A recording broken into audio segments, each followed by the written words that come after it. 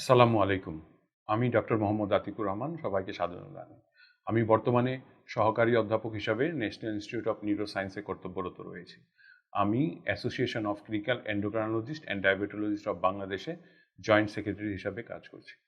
আজকে আমি ডায়াবেটিক রোগীদের হজ পালনে করণীয় সম্বন্ধে বলব। আমরা জানি মুসলমান ধর্মের প্রধান ৫টি ভিত্তির মধ্যে হজ এবং প্রত্যেক সামর্থ্যবান মানুষের উপরই হজ করা ফরজ। তাই ডায়াবেটিক রোগীদের জন্য বিশেষ করে এই হজ করার জন্য বিশেষ কিছু করণীয় সম্বন্ধে আমি আজকে কিছু বলব। প্রথমে যখন আমরা কোনো ডায়াবেটিক রোগী হজ করার প্ল্যান করে তার অ্যাটলিস্ট ২ থেকে ৩ মাস আগেই তার হজের প্রস্তুতি নেওয়া উচিত। এই প্রস্তুতির মধ্যে আমরা সাধারণত তার ডায়াবেটিস, তার প্রেশার, তার ডায়াবেটিস রিলেটেড যে জটিলতাগুলো আছে, যেমন ডায়াবেটিসের রেটিনোপ্যাথি বা চোখের সমস্যা, ডায়াবেটিসের নিউরোপ্যাথি, ডায়াবেটিসের নেফ্রোপ্যাথি মানে কিডনি সমস্যা, অথবা ডায়াবেটিস রোগীদের যদি পায়ে কোনো সমস্যা থাকে, যেটা ডায়াবেটিক ফুট বলি, এগুলো যদি কোনো সমস্যা থাকে তাহলে এটার স্ক্রিনিং করা এবং এটার চিকিৎসা গ্রহণ করে এগুলো প্রস্তুত নেওয়া উচিত। এবং এটার যখন ডায়াবেটিস রোগী যখন আমাদের হজের সময় হয়ে যাবে, তখন হজে যাওয়ার পূর্বে, যাত্রার পূর্বে আমাদের কিছু প্রস্তুতি আছে। যাত্রার পূর্বেও আমরা আমাদের ব্লাড সুগার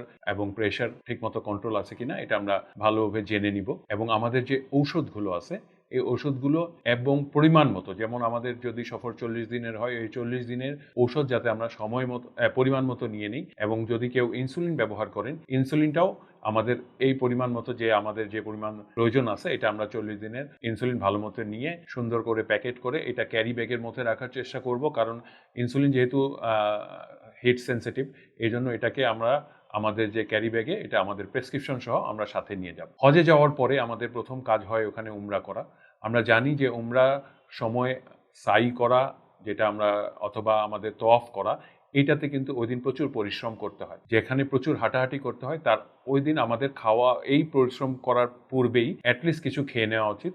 এবং ওষুধ আমরা যে পরিমাণ নেই তার থেকে 25% ওষুধ আমরা রিডাকশন করতে পারি। যেমন আমরা কেউ যদি 20 ইউনিট ইনসুলিন নেই, তাহলে তারা আমরা 15 ইউনিট নিব। কোনো ওষুধ, বিশেষ করে সালফোনাইলুরিয়া গ্রুপের যারা গ্লিক্লাজাইড অথবা গ্লিবেনক্লেমাইড এই ধরনের ওষুধ খেয়ে থাকে, তাহলেও এটা আমরা যদি যে পরিমাণ নেই তার অর্ধেক বা তার 4 ভাগের 3 ভাগ আমরা নেওয়ার চেষ্টা করব। পাশাপাশি আমরা যখন এই ধরনের পরিশ্রমের কাজ যেদিন আমরা করব, সেই দিন আমরা আমাদের সাথে একটা গ্লুকোমিটার এবং কিছু খেজুর অথবা আমাদের যদি চিনি অথবা গ্লুকোজ সাথে রাখতে হবে। যদি কোনো সময় আমাদের হাইপোগ্লাইসেমিয়ার লক্ষণ, আমরা জানি হাইপোগ্লাইসেমিয়ার লক্ষণগুলো হলো আমাদের খিদে পাওয়া, হাত পা কাঁপা, প্রচণ্ড ঘাম হওয়া, অস্থিরতা লাগা, মাথা ঝিমঝিম করা, অনেক সময় মানুষ অজ্ঞানও হতে পারে। এই ধরনের কোনো সমস্যা যদি হয়, আমাদের নিজেকে এটা সম্বন্ধে বুঝতে হবে এবং আমাদের যারা হজের সঙ্গী থাকবেন তাদেরকেও বলে রাখতে হবে যে আমি ডায়াবেটিক রোগী, আমার এই সমস্যাগুলো যদি হয় তাহলে যাতে আমাকে সাথে সাথে গ্লুকোজ চেক করা পসিবল না হইলেও আমরা সাথে সাথে গ্লুকোজ খেয়ে ফেলবো, এবং গ্লুকোজ খাওয়ার সাথে সাথে আমরা তার 15 মিনিট পর আমরা আবার একটা ফুল খাওয়ার দাওয়া করার চেষ্টা করব। এবং অন্যান্য হজের পরে যখন আমাদের হজের মানে রেগুলার যে দিনগুলো আছে হজের, বিশেষ করে মিনাতে বা আরাফাতের ময়দানে বা পাথর মারার সময়, এইসব দিনগুলোতেও কিন্তু আমাদের একদিকে ডিহাইড্রেশন হওয়ার চান্সেস থাকে, অন্যদিকে আমাদের হাইপোগ্লাইসেমিয়া অথবা হাইপারগ্লাইসেমিয়া, যদি আমরা ওষুধ না নিই রক্ত গ্লুকোজের পরিমাণ বেশি বেড়ে যেতে পারে, কমেও যেতে পারে। এবং যেটা বললাম যে যদি এনাফ আমরা পানি না খাই তাহলে আমাদের ডিহাইড্রেশন হওয়ার চান্সেস থাকে। তো এইসব দিনে আমরা যাদের মানে এইসব দিনগুলোতে আমরা পর্যাপ্ত পরিমাণে আমাদের পানি খেতে হবে। সাথে আমাদের ব্লাড গ্লুকোজ কন্ট্রোল আছে কিনা, সকালবেলা আমাদের যে কোনো কাজে বের হওয়ার আগে আমাদের চেক করে নিতে হবে যে আমাদের ব্লাড গ্লুকোজ কন্ট্রোল আছে কিনা।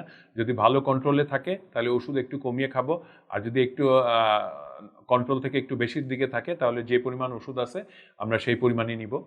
এবং আমরা যেটা বললাম যে আমাদের প্রস্তুতির জন্য আমাদের সাথে যেগুলো গ্লুকোজ এবং অন্যান্য গ্লুকোমিটার ক্যারি করার দরকার আছে, এগুলো আমরা সাথে নিব। আমাদের যদি এই সব হজ পালনের সময় আমাদের মাথায় রাখতে হবে যে আমাদের যে কোনো ডায়াবেটিক রোগীর সহজেই কিন্তু প্রস্রাবে ইনফেকশন অথবা আমাদের শ্বাসনালী ইনফেকশন, যেটা আমরা রেসপিরেটরি ট্র্যাক্ট ইনফেকশন বা নিউমোনিয়া হওয়ার চান্সেস কিন্তু অনেক বেশি।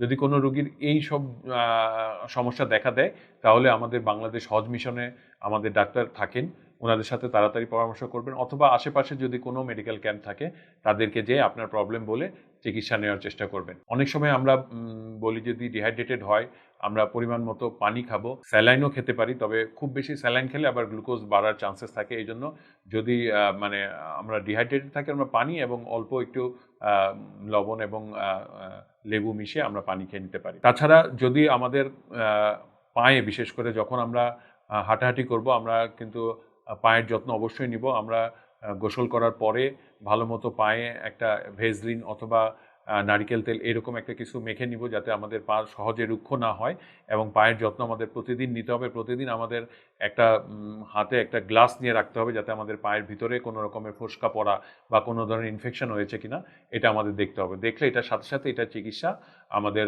ডাক্তারের পরামর্শ নিয়ে করতে হবে। তাছাড়া হজের সময় আমাদের আচ্ছা, নর্মালি আমরা যখন সৌদি আরবে অবস্থান করব, আমরা সপ্তাহে অ্যাটলিস্ট 2 দিন, যাদের আমাদের ব্লাড গ্লুকোজ ঠিকমতো কন্ট্রোল আছে, সপ্তাহে অ্যাটলিস্ট 2 দিন সকালে খালি পেট এবং নাস্তা 2 ঘন্টা পর ডায়াবেটিস চেক করব।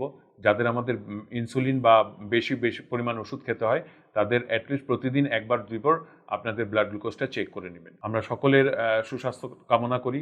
যে কোনো সমস্যার জন্য আমাদের বাংলাদেশ মিশনের ডাক্তারদের পরামর্শ নেবেন। আমাদের এই হজ যাতে আমরা ঠিকমতো পালন করি, এটাই আমাদের মেইন উদ্দেশ্য। সবাই ভালো থাকবেন।